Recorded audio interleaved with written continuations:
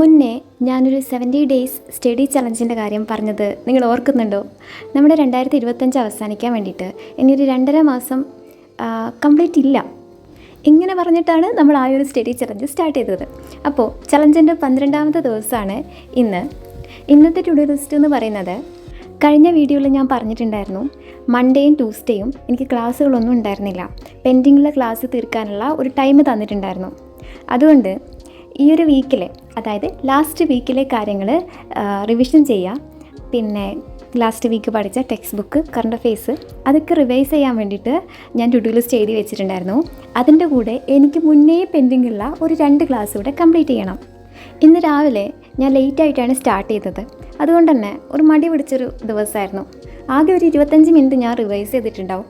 അതിന് ശേഷം റിവൈസ് ചെയ്യുന്ന കാര്യങ്ങൾ അത്ര സ്മൂത്തായിട്ട് പോകുന്നുണ്ടായിരുന്നില്ല. അതുകൊണ്ട് ഞാൻ അവിടെ സ്റ്റോപ്പ് ചെയ്തു. പിന്നെ കുറച്ച് നേരം വീഡിയോസൊക്കെ എഡിറ്റ് ചെയ്ത് എന്തൊക്കെയോ കഴിച്ച് അങ്ങോട്ടും ഇങ്ങോട്ടൊക്കെ നടന്നിട്ട് പിന്നെ ഞാൻ പഠിക്കാനിരിക്കുമ്പോൾ ഏകദേശം 12:30 ആയിട്ടുണ്ടായിരുന്നു. ഈ ഒരു വീഡിയോ സ്റ്റാർട്ട് ചെയ്യുന്ന സമയത്ത് ഒരു അത്യാവശ്യം വലിയൊരു ടു ഡു ലിസ്റ്റ് ഞാൻ പറഞ്ഞിട്ടുണ്ടെങ്കിലും ഇന്ന് ഈ ഒരു റിവിഷനും, അതായത് ഈ ഒരു വീക്കിലെ റിവിഷനും നൈറ്റ് റിവിഷൻ എക്സാമും മാത്രമാണ് നടന്നിട്ടുണ്ടായിരുന്നത്. Previous year question paper book വാങ്ങിക്കുന്ന കൂട്ടത്തിൽ ഞാനൊരു റാങ്ക് ഫയലും കൂടെ ഓർഡർ ചെയ്തിട്ടുണ്ടായിരുന്നു. അത് ആ ഒരു സമയത്ത് എത്തിയിട്ടുണ്ടായിരുന്നേ. പിന്നെ ഈ പുതിയ ബുക്ക് കിട്ടുന്ന സമയത്ത് അത് മുഴുവനായിട്ട് ഇങ്ങനെ മറിച്ച് അതിൻ്റെ കവറും കാര്യങ്ങളും ഒക്കെ നോക്കിയിട്ടില്ലെങ്കിൽ സത്യം പറഞ്ഞാൽ എനിക്കൊരു സമാധാനം ഉണ്ടാവില്ല. അത് പഠിക്കലൊന്നുമല്ലേ, ജസ്റ്റ് എല്ലാം ഒന്ന് നോക്കണം. അങ്ങനെ അതിനുശേഷം ഞാൻ റിവിഷൻ കണ്ടിന്യൂ ചെയ്ത് ഫുഡൊക്കെ കഴിച്ചിട്ടാണ് സ്റ്റാർട്ട് ചെയ്തത്. പിന്നെ ഈ ഹിസ്റ്ററിക്കും കോൺസ്റ്റിറ്റ്യൂഷനും ഞാൻ അധികം ഷോർട്ട് നോട്ട്സ് ആയിട്ട് എഴുതിയിട്ട് ബാക്കി ഭാഗം റാങ്ക് ഫയലിൽ നിന്നാണ് നോക്കാറ്. എല്ലാ സബ്ജക്റ്റിൻ്റെ നോട്ട് എഴുതുന്ന സമയത്ത് എഴുതി തീരില്ല. കാരണം ഒരു ക്ലാസ് എന്ന് പറയുന്നത് 1 അവർ 45 മിനിറ്റ് 1 അവറൊക്കെ ഉണ്ടാകും.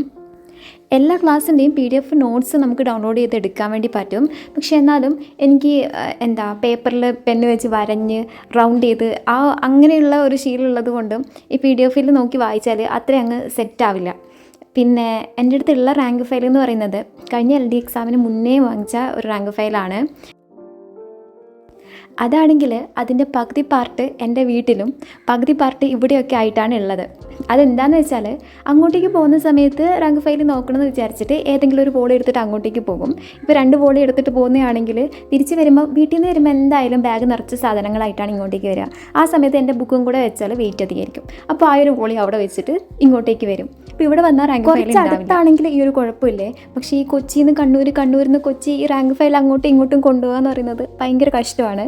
പോരാത്തതിന് ഈ വെയിറ്റുള്ള ബാഗ് എടുക്കുന്നത് എൻ്റെ ഹസ്ബൻഡായിരിക്കും. അത് കാണുമ്പോൾ പാവം തോന്നും. പക്ഷേ ബുക്സ് എടുത്തില്ലെങ്കിൽ, പഠിക്കാൻ വേണ്ടി എടുത്തില്ലെങ്കിൽ അതും എനിക്കൊരു സമാധാനം കിട്ടാത്ത അവസ്ഥയാണ്. എല്ലാ ബുക്കൊന്നും വായിക്കില്ല കൊണ്ടുപോയാൽ, ഉള്ള നോട്ട്സ് മാത്രം, അല്ലെങ്കിൽ ആ സമയത്ത് എഴുതേണ്ട ആ ഒരു ക്ലാസ്സോ അങ്ങനെ മാത്രമേ നോക്കുകയുള്ളൂ. പക്ഷേ ഇത് എടുത്തിട്ടില്ലെങ്കിൽ അഥവാ ഞാൻ പഠിച്ചാലോ എന്ന് കരുതിയിട്ടാണ് എടുക്കുന്നത്. പക്ഷേ ആ പഠനമൊന്നും നടക്കാറില്ല.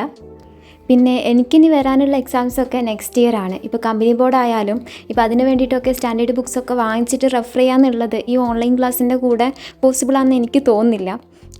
അത് ചെയ്യുന്നവരുണ്ടാകുമേ. അതിനുള്ളൊരു ഷോർട്ട് കട്ട് എന്നുള്ള രീതിയിലാണ് ഇപ്പോൾ ഈ ഒരു ബുക്ക് വാങ്ങിച്ചിട്ടുള്ളത്. കാരണം ഇപ്പം റാങ്ക് ഫയലെല്ലാം ഇറങ്ങുന്നത് SCRTയും NCRTയും പിന്നെ ഈ സ്റ്റാൻഡേർഡ് ബുക്സൊക്കെ റെഫർ ചെയ്തിട്ടാണെന്നാണല്ലോ പറയുന്നത്. ഈ കാണുന്നത് നെക്സ്റ്റ് ഡേ ആണ്. ഇന്ന് ഞാൻ പ്രത്യേകിച്ച് ടു ഡു ലിസ്റ്റ് ഒന്നും ഉണ്ടാക്കിയിട്ടില്ല. ഇന്നലെ ആകെ ചെയ്തത് റിവിഷനാണെന്ന് ഞാൻ പറഞ്ഞല്ലോ. അപ്പോൾ അതിന് ശേഷം ആ ഒരു ലിസ്റ്റിൽ എഴുതിയിട്ടുണ്ടായിരുന്ന ബാക്കിയുള്ള കാര്യങ്ങൾ അത് കംപ്ലീറ്റ് ചെയ്യുകയാണ് ചെയ്തത്. മുന്നേ പഠിച്ച ഒരു PYQയുടെ കറക്റ്റ് ആൻസർ ഒരു 50 ക്വസ്റ്റ്യൻ വരെയാണ് ഞാൻ പഠിച്ചിട്ടുണ്ടായിരുന്നത്. അത് ഞാൻ നോക്കിയിട്ടുണ്ടായിരുന്നു. അത് ഞാൻ കംപ്ലീറ്റ് ചെയ്തു മോർണിംഗ്.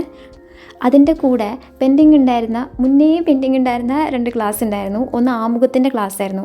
അത് 2 പാർട്ടുണ്ട്. അതിൻ്റെ ഫസ്റ്റ് പാർട്ട് രാവിലെ കണ്ടിട്ടുണ്ടായിരുന്നു. ആ ഒരു ക്ലാസ് കാണുന്നതിന് മുന്നേ ഞാൻ റാങ്ക് ഫയൽ ആ ഒരു ടോപ്പിക്ക് കംപ്ലീറ്റ് വായിച്ചു. അതിനുശേഷം ക്ലാസ് കണ്ടു.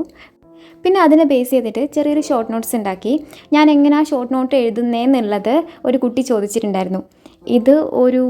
ഈ ഒരു രീതി ശരിയായ മെത്തേഡാണോ എന്നൊന്നും എനിക്കറിയില്ല. ഞാനിങ്ങനെയാണ് ചെയ്യാറ്, അതുകൊണ്ടാണ് ഞാൻ പറയുന്നത്. ഓക്കെ, ആ ഒരു നോട്ടിൻ്റെ പകുതി ഭാഗമാണ് ഞാനിവിടെ കൊടുത്തിട്ടുള്ളത്. ആമുഖം എന്നുള്ളൊരു ഹെഡിങ് ഉണ്ട്. ആ ഒരു ആരോ ഇട്ടിട്ട് കൊടുത്തത് അതിൻ്റെ വിശേഷണങ്ങളാണ്. ഈ ആത്മാവ്, രത്നം അങ്ങനെയൊക്കെ നമ്മൾ വിശേഷിപ്പിക്കുമല്ലോ. എനിക്ക് കൺഫ്യൂഷൻ വരുന്ന, അതായത് ഇതൊക്കെ എനിക്ക് അറിയാം, പക്ഷേങ്കിൽ ക്വസ്റ്റ്യൻ വരുന്ന സമയത്ത് ഞാൻ തെറ്റിക്കുന്ന കാര്യങ്ങളാണ് ഇതൊക്കെ. നമുക്ക് ഇപ്പോൾ കോൺസ്റ്റിറ്റ്യൂഷൻ എടുത്താൽ കുറേ കാര്യങ്ങൾക്ക് ഇങ്ങനെ വിശേഷണങ്ങളുണ്ട്. അപ്പം 2 എണ്ണം വരുമ്പോൾ 2 ഓപ്ഷൻ വരുമ്പോൾ എനിക്ക് ഭയങ്കരമായിട്ട് കൺഫ്യൂഷൻ വരും. ഞാനത് കൊണ്ട് നെഗറ്റീവ് ആക്കും. അതുകൊണ്ടാണ് ഇങ്ങനെയുള്ള സിമ്പിളായിട്ടുള്ള കാര്യങ്ങൾ ഞാൻ എഴുതി വെച്ചിട്ടുള്ളത്. പിന്നെ ഈ ആമുഖം വേണമെന്ന് പറഞ്ഞത് ആരാന്നുള്ളത്, അതും എനിക്ക് കൺഫ്യൂഷൻ വരുന്നൊരു സംഭവമാണ്. കാരണം നമ്മുടെ കോൺസ്റ്റിറ്റ്യൂഷൻ വേണമെന്ന് പറഞ്ഞാൽ ആ ഒരു വ്യക്തിയുടെ പേരും ഈ ആമുഖം വേണമെന്ന് പറഞ്ഞ വ്യക്തിയുടെ പേരും എനിക്ക് ഏകദേശം സിമിലറായിട്ട് തോന്നും. അപ്പോൾ അത് ഞാൻ എഴുതി വെച്ചിട്ടുണ്ട്. പിന്നെ ആമുഖം എടുത്താൽ അധികം വരുന്നൊരു ക്വസ്റ്റ്യനാണ് ആ ഒരു ഓർഡർ ഉണ്ടല്ലോ, നമ്മുടെ പരമാധികാര, സ്ഥിതി സമത്വ, മതേതരത്വ, ആ ഓർഡറും എനിക്കൊരു കൺഫ്യൂഷൻ വരുന്ന കാര്യങ്ങളാണ്. അതും എഴുതിയിട്ടുണ്ടായിരുന്നു. അതിൻ്റെ കൂടെ ആമുഖമായിട്ട് ബന്ധപ്പെട്ട ഒരു 3-4 ഡേറ്റ് ഉണ്ടല്ലോ, നമ്മുടെ ലക്ഷ്യപ്രമേയം അവതരിപ്പിച്ച ഡേറ്റ്, പിന്നെ അത് അംഗീകരിച്ച ഡേറ്റ്, പിന്നെ നമ്മുടെ ആമുഖം ആകെ ഒരു തവണയാണ് ഭേദഗതി ചെയ്തിട്ടുള്ളത്, ആ ഡേറ്റ്, ആ ഒരു ഭേദഗതി നിലവിൽ വന്ന ഡേറ്റ്, പിന്നെ ഈ ഒരു ആമുഖത്തിൽ ഉൾപ്പെടുത്തിയിട്ടുള്ള ഒരേ ഒരു ഡേറ്റ് ഉണ്ടല്ലോ, ആ ഒരു ഡേറ്റ്, ഈ ഒരു ഇതുമായിട്ട് റിലേറ്റഡ് ആയിട്ടുള്ള ഈ ഒരു വർഷങ്ങൾ, അത് ഞാൻ ഷോർട്ട് നോട്ടായിട്ട് എഴുതി വെച്ചിട്ടുണ്ടായിരുന്നു. എക്സാം എഴുതുന്ന സമയത്ത് ഞാൻ ഏറ്റവും കൂടുതൽ മറക്കുന്നതും മാറിപ്പോകുന്നതുമായിട്ടുള്ളത് ഈ ഇയേഴ്സാണ്. അതുകൊണ്ട് ഷോർട്ട് നോട്ട് എഴുതുമ്പോൾ എൻ്റെ ഈ ഒരു ബുക്കിൽ ഏറ്റവും കൂടുതൽ ഉണ്ടാവുന്നതും ഇയേഴ്സ് തന്നെയാണ്.